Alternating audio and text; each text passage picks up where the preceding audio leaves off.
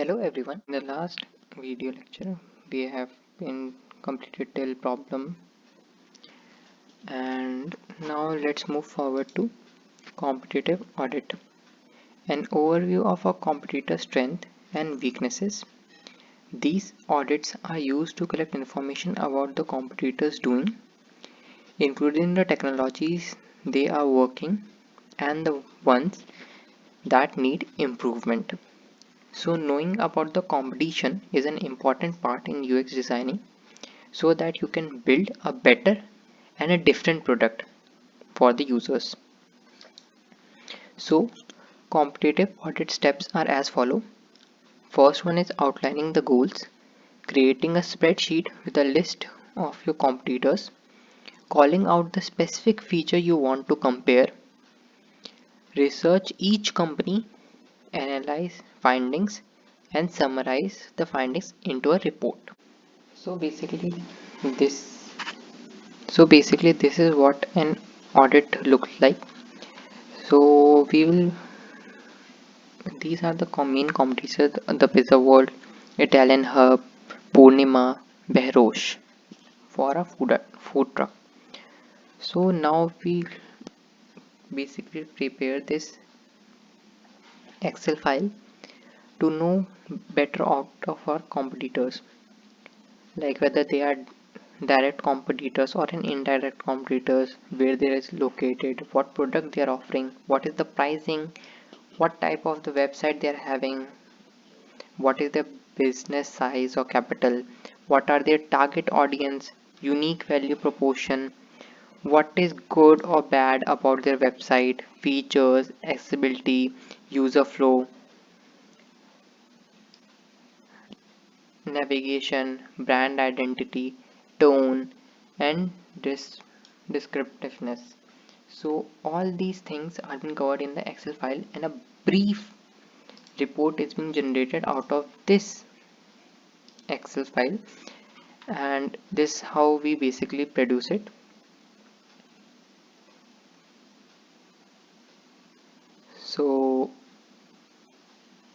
So basically all of the Excel file is being converted into the Word file with the competitors audit, who are your key competitors, and all these questions which we have covered in this Excel file are being converted into a Word file as a report for easy accessibility for the team.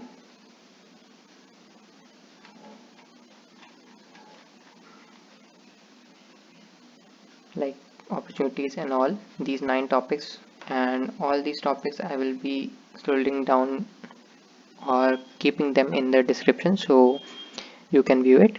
So let's move on to the next topic of Crazy 8. So moving forward with that, so before doing that, we look to a method which is known as Crazy 8s. So we will limit, basically in this Crazy 8 we are drawing different 8 ideas, and for these 8 different ideas we are taking out time, or you can say that we have given 60 seconds to create each idea. So we will limit each drawing to 60 seconds. So we will also need a timer or a clock watch or a phone, and look all the possible outcomes or ideas that we can produce. So here is the video which I have been made for the same. So let's go through it.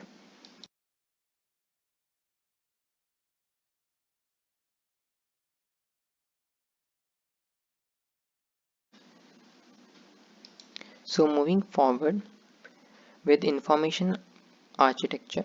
So information architecture, or IA, organizes contents to help user understand where they are in a product and where the information they want is. Importance of information architecture is that it organizes and defines the structure of our website or the device or the mobile application, provide a high level view of a product, helps stakeholders review your design, helps engineers understand how to organize the design or the data, and allow your ideas to grow and iterate with the design.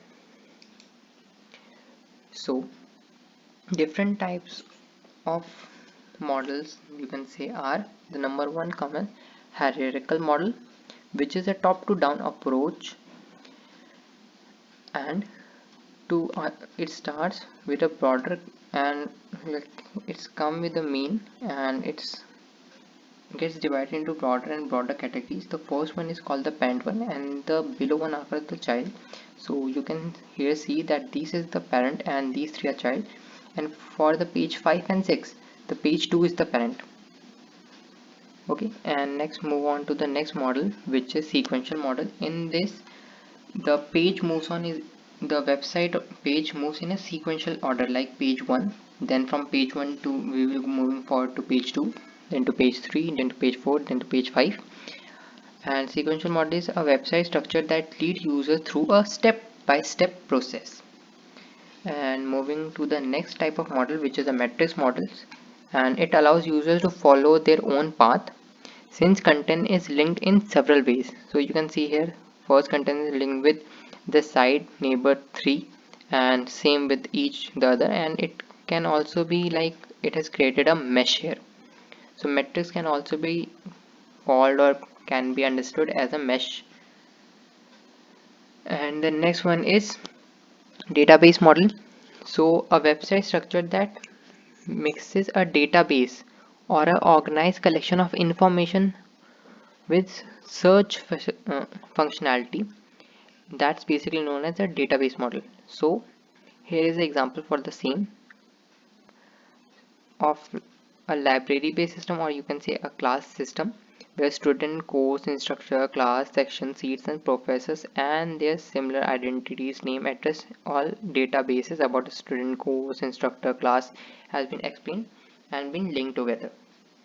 So basically what here is shown is a diagrammatic format of database model, which is been covered in the other computer science subject called IMS, or data management system, you can see.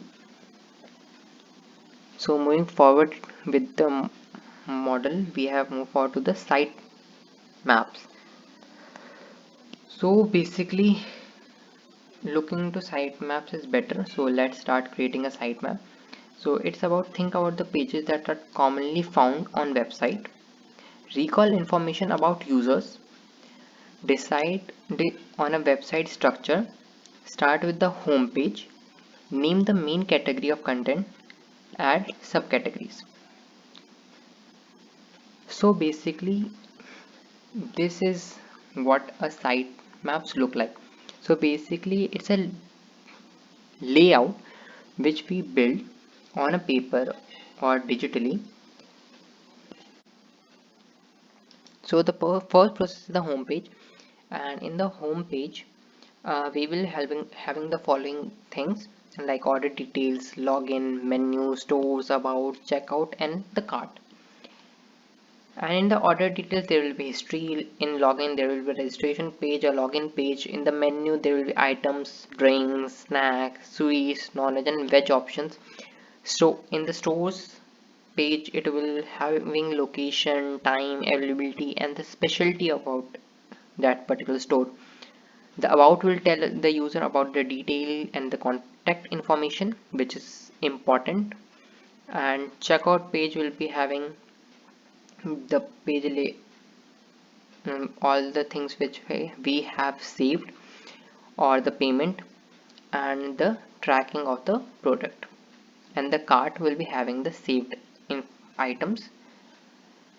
And with that note, we in this topic we have completed with comparative audit, and similarly with the sitemaps and the crazy eats. So see you all in the next video.